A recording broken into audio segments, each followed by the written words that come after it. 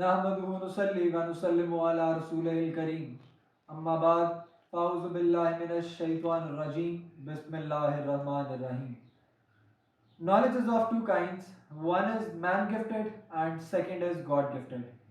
Knowledge has always been gifted to the beloved people of Allah Almighty.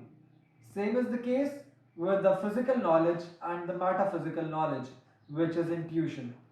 Some people are gifted with the spiritual knowledge and some people are gifted with the learned knowledge.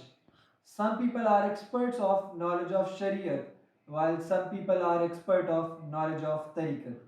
My spiritual guide, my Shaykh Tariqat, Shaykh Kamil, successor of Sayyidina Hazur, Peer Meher Ali Shah, Hazrat Qibla Peer Syed, Shah Abdulhaq Gilani, radiyallahu ta'ala anhu, is such a personality who was gifted with all such knowledges.